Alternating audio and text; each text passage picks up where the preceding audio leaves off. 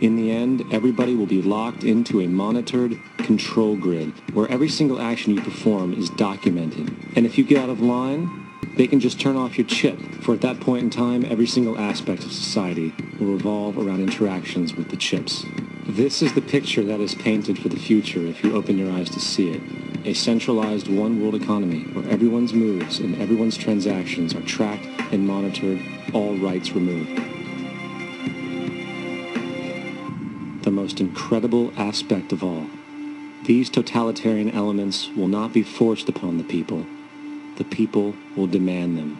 For the social manipulation of society through the generation of fear and division has completely detached humans from their sense of power and reality.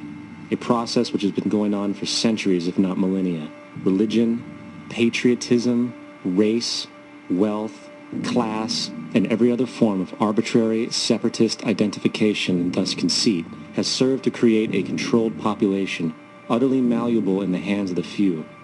Divide and conquer is the motto, and as long as people continue to see themselves as separate from everything else, they lend themselves to being completely enslaved. The men behind the curtain know this, and they also know that if people ever realize the truth of their relationship to nature and the truth of their personal power, the entire manufactured zeitgeist they prey upon will collapse like a house of cards.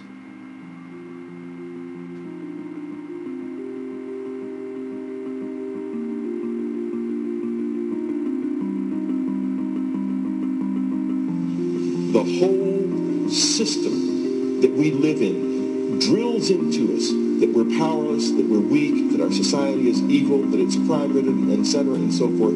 It's all a big, fat lie. We are powerful, beautiful, extraordinary. There is no reason why we cannot understand who we truly are, where we are going. There is no reason why the average individual cannot be fully empowered. We are incredibly powerful beings.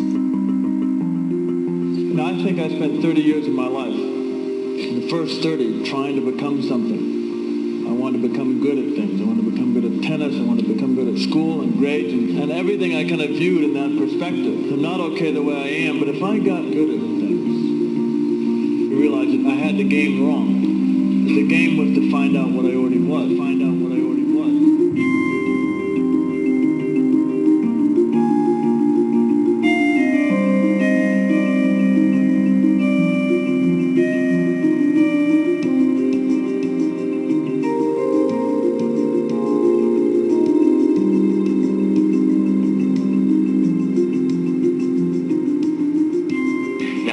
We've been trained for individual differences to stand out. So you look at each person, immediately it is brighter, dumber, older, younger, richer, poorer, and we make all these dimensional distinctions, put them in categories and treat them that way. And we get so that we only see others as separate from ourselves in the ways in which they're separate. And one of the dramatic characteristics of experience is being with another person and suddenly seeing the ways in which they are like you, not different from you, and experiencing the fact that that which is essence in you and which is essence in me is indeed one. The understanding that there is no other. It is all one. And I wasn't born Richard Albert. I was just born as a human being. And then I learned this whole business of who I am and whether I'm good or bad or achieving or not. All that's learned along the way.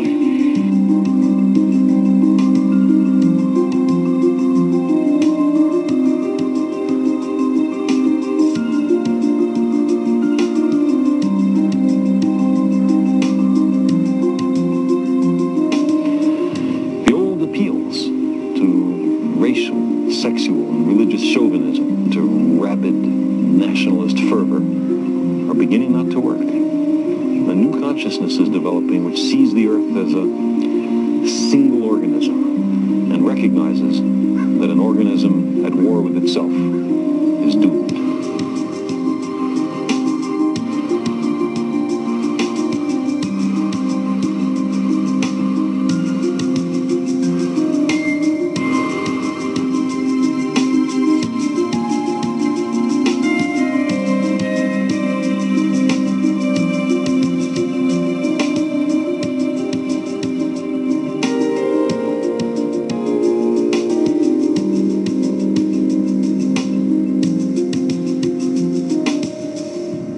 Hicks used to finish his shows with this.